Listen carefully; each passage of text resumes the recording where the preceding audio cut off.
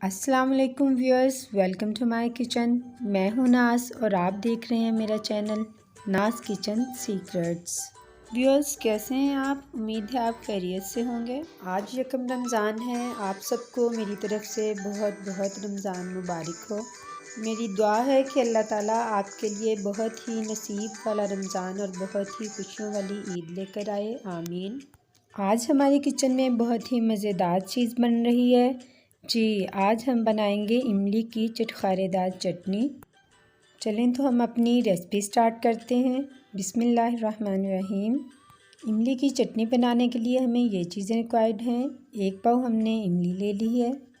इमली हमने ओवरनाइट भिगो ली थी। 1 पाव ही हमने गुड़ ले लिया है। जितनी हम इमली लेंगे उतना ही हम गुड़ लेंगे। 4 टेबलस्पून हमारे पास चीनी के हैं। चीनी डालने से जायका और भी मज़े का बन जाता है। इसके अलावा हमारे पास मसाले हैं। रेड चिल्ली पाउडर है, रेड चिल्ली फ्लेक्स हैं, ज़ीरा पाउडर है, नमक है और साबुत ज़ीरा है। 1 टीस्पून हमारे पास सौंफ का पाउडर है। इसके अलावा 1 टीस्पून ही हमारे पास सूंठ यानी खुश्क अदरक का पाउडर है। अब हम इमली ले लेंगे और इसकी गुठलियाँ रिमूव करेंगे। हमने क्योंकि इमली ओवरनाइट भिगोई हुई थी इसलिए बहुत आसानी से इसकी गुठलियाँ निकल आएंगी। ये देखें, बहुत आसानी से इसकी गुठलियाँ निकल रही हैं।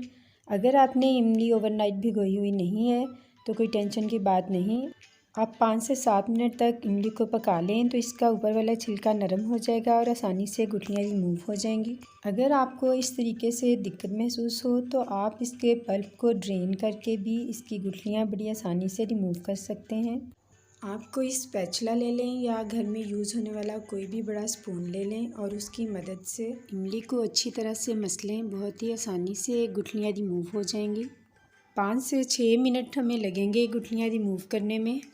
ये देखें कितनी आसानी से गुठलियाँ रिमूव हो रही हैं। बहुत ही आसान तरीका है ये गुठलियाँ रिमूव करने का।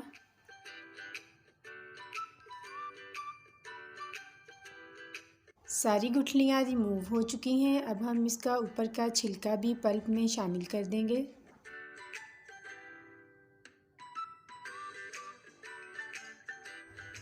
व्यूअर्स, इमली के इस पल्प को अब हम ब्लेंडर में डाल के ब्लेंड कर लेंगे।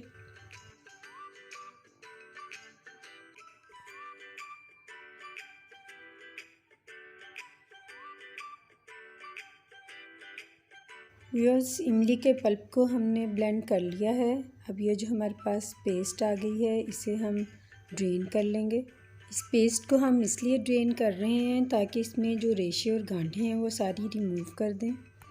क्योंकि चटनी खाते हुए अगर रेशे और गांठें मुंह में आएंगी तो चटनी अच्छी नहीं लगेगी, इसलिए इन्हें पल्प में से ज़रूर निकाल दिया करें। ये देखें, सारे रेशे और गांठें हमने निकाल ली हैं। अब हम इमली के इस पल्प को पका लेंगे। अब हम एक पैन ले लेंगे और 1 टेबलस्पून ऑयल इसमें डालेंगे। फ्लेम हम ऑन कर लेंगे। हाफ़ टी स्पून हम इसमें सफ़ेद ज़ीरे का ऐड करेंगे।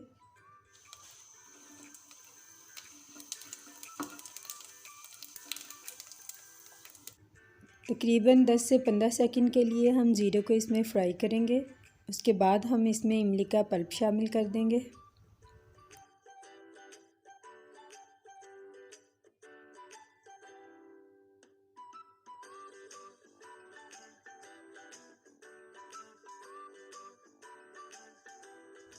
अब हम 1 कप पानी इसमें ऐड कर देंगे।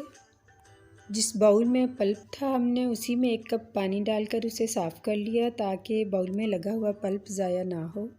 व्यूअर्स, रिस्क को बिल्कुल भी ज़ाया नहीं करना चाहिए। जितना हम रिस्क की कदर करते हैं अल्लाह ताला उतना ही रिस्क ज़्यादा देता है। थोड़ी देर के लिए हम पल्प को पकने देंगे। जैसे ही ये पकना शुरू होगा हम इसमें मसाले ऐड कर देंगे। मैं इसमें 1 टीस्पून नमक ऐड कर रही हूँ। आप अपने टेस्ट के मुताबिक इसमें कम भी डाल सकते हैं। 1 टीस्पून ही रेड चिल्ली का इसमें ऐड करेंगे।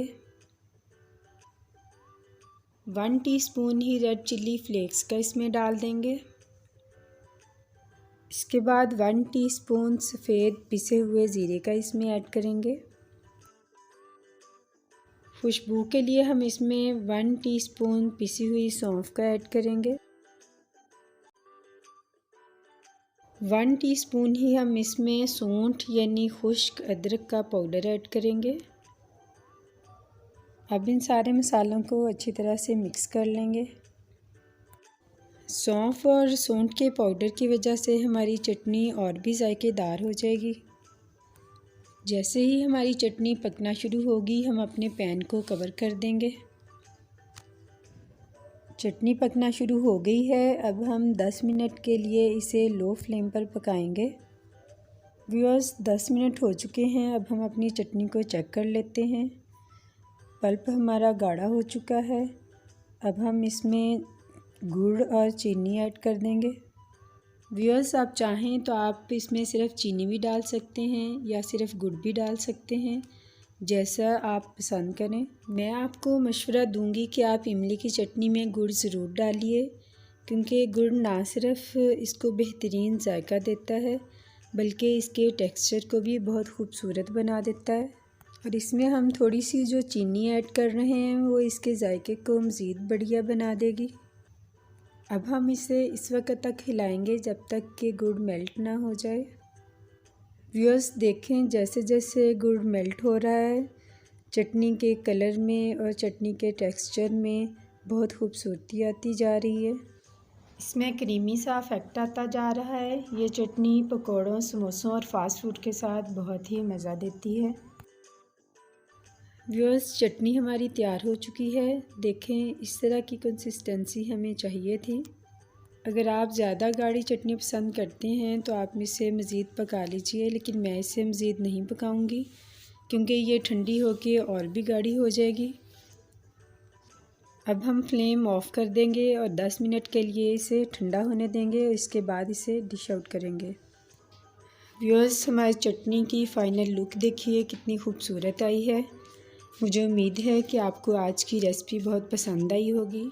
इसे ट्राई ज़रूर कीजिएगा। आप इसे 1 माह तक के लिए सेव भी कर सकते हैं। आप इसे इफ्तार में पकौड़ों, समोसों, फास्ट फूड और दूसरी आइटम्स के साथ इस्तेमाल कर सकते हैं। अगर आपको आज की वीडियो पसंद आई हो तो इसे लाइक और शेयर ज़रूर करें। और अगर आपने अब तक मेरा चैनल सब्सक्राइब नहीं किया तो पहले मेरा चैनल सब्सक्राइब कर लीजिए।